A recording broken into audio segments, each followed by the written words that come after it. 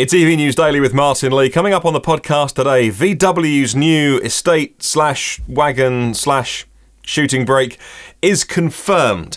Stick around and I'll give you the details. Plus, on the podcast today, we're talking about how DS, the posh bit of Citroën, are going all electric, why BMW are moving their combustion engines out of Germany, and why the VW ID3 is shining in the Netherlands. Plus, Tesla Model S performance gets some new official range increases, but we kind of knew about them already.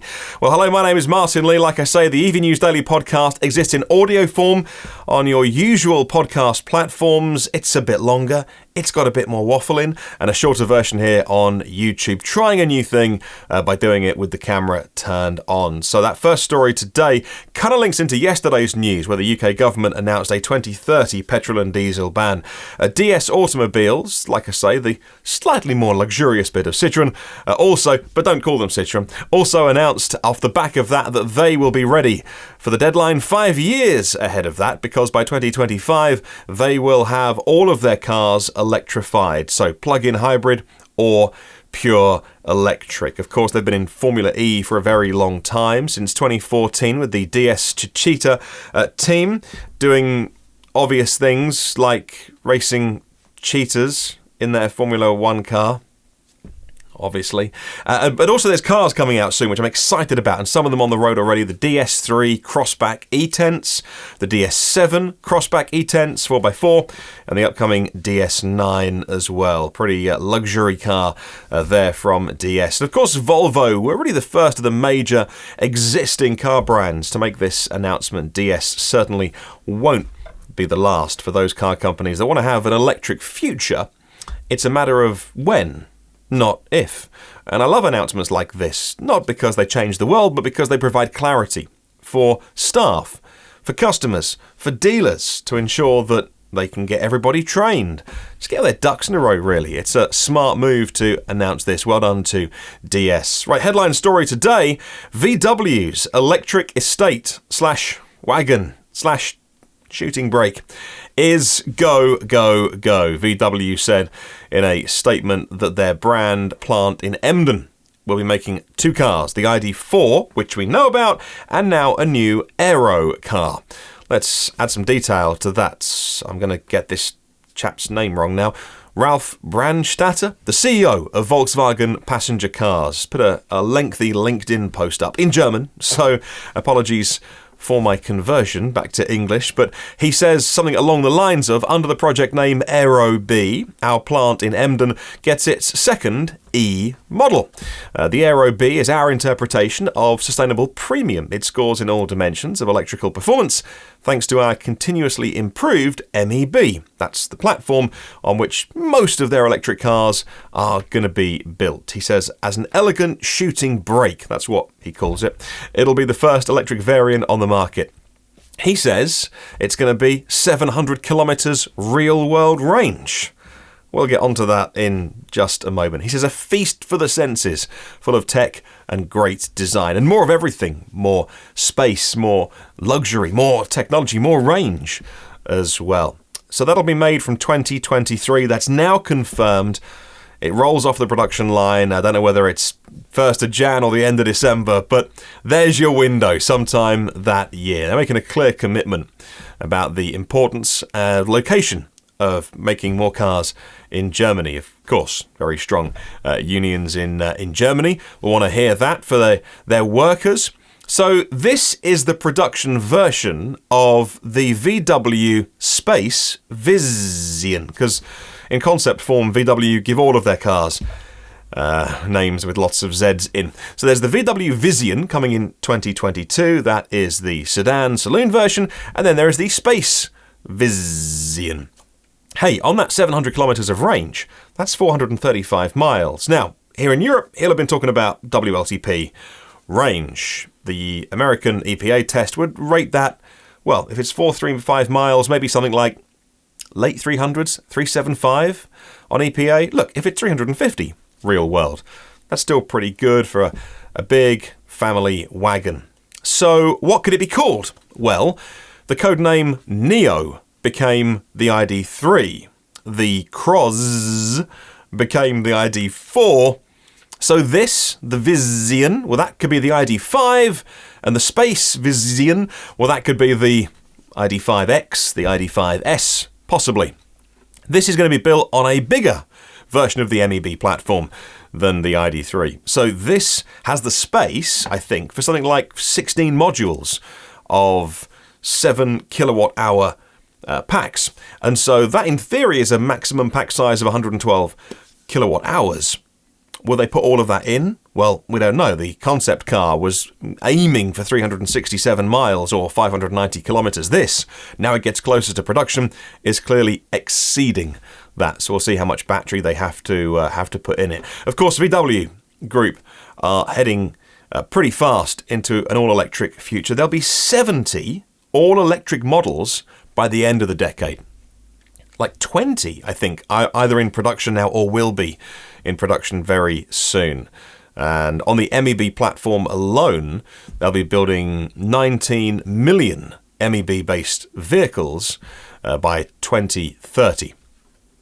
Okay, let's move on. I mentioned the Tesla Model S at the beginning of the show, and the performance version of the 2021 model year. Don't call it a model year. Tesla don't do model years, but the 2021 model year.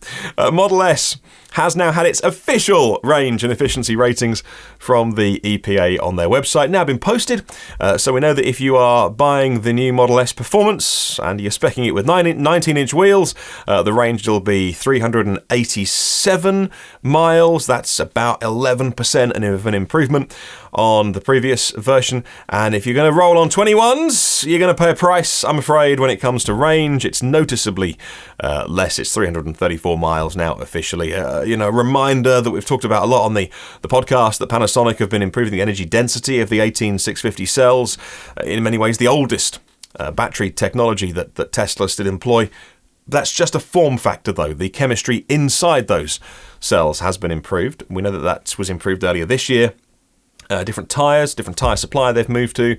And I gather nothing, like a heat pump going in there in the Model S. It's just, from what I gather from Tesla, it's a set of small, incremental, iterative improvements, which is in many ways their MO. Let's talk about the VW ID3 next. Shining in the Netherlands. October saw a big result in the Dutch market. Huge result year on year. It's up to 9,116 EVs or plug-in cars sold last month in October in the Netherlands. So what was the split? Well, most of those were pure battery electric vehicles. In the month of October, the plug-in market was 29%, but 23% pure battery electric vehicle, which is fantastic. Now, that was an outlier of a month, but even over the year, it's 13% pure electric vehicle in the Netherlands. So well done them. The number one was the Volkswagen ID3 by a country mile, delivering almost 2,800 ID3s in the month of October alone. So clearly a bit of pent-up demand, lots of orders waiting to be fulfilled there in the Netherlands. Dutch buyers very happy with that ID3, making it the overall market leader last month. Not the number one electric vehicle, well it was, obviously, but the overall market leader. So a good result there for VW. BMW are moving their combustion production out of Germany in a shift that makes way for electric production of their motors and parts as well. So BMW's Munich plant currently makes engines like 4 and 6 and 12 cylinder combustion engines. That's all being moved to places like Great Britain and Austria and China as well. They're spending 400 million euros on replacing and retooling all the parts for those plants to make cars like the BMW i4.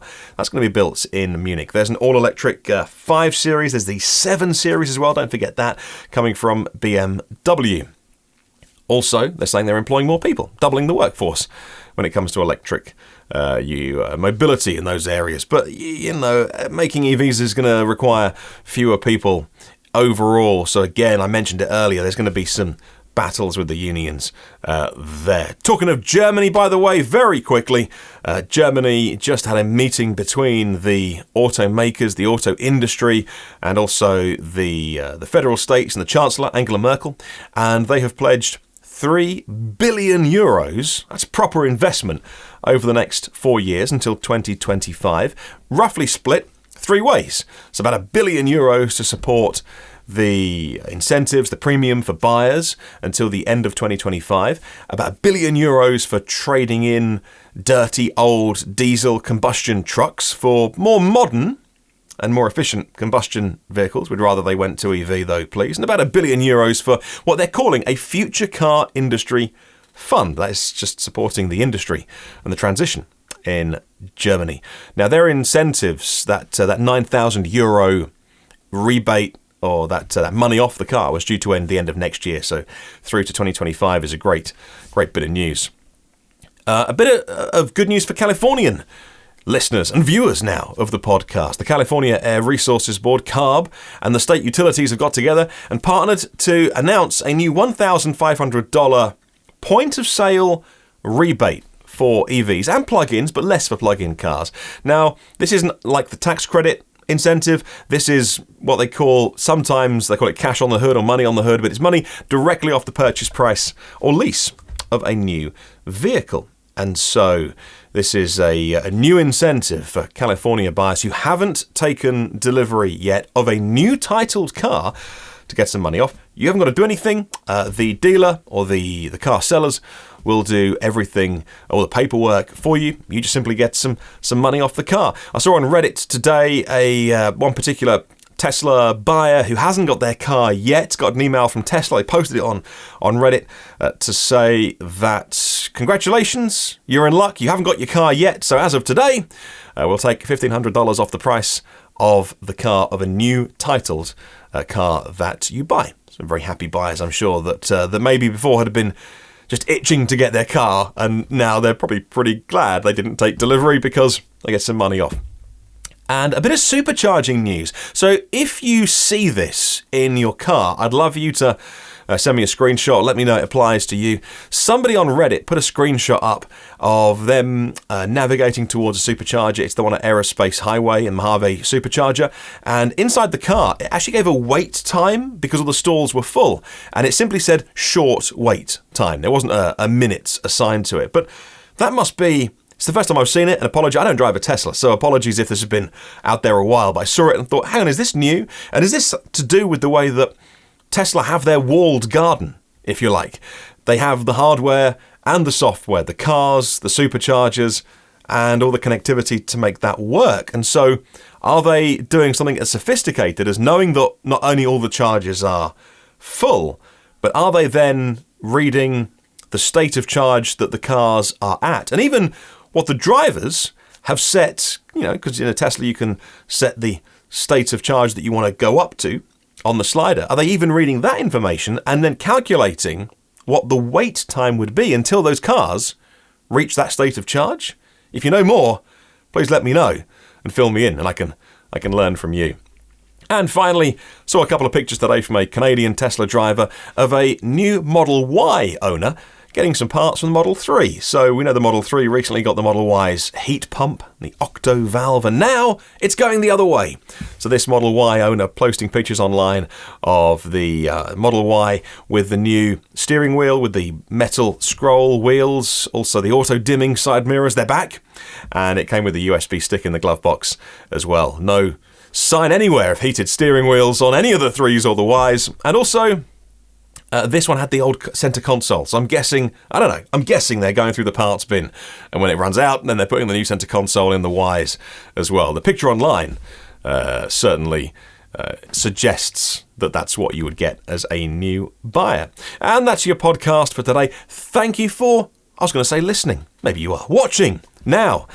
Please let me know in the comments below what you think of any of the stories today, and what you think about this slightly new format for the podcast, and how we can make it better, because this is all new to me as well. Thank you for watching, and I'll catch you tomorrow.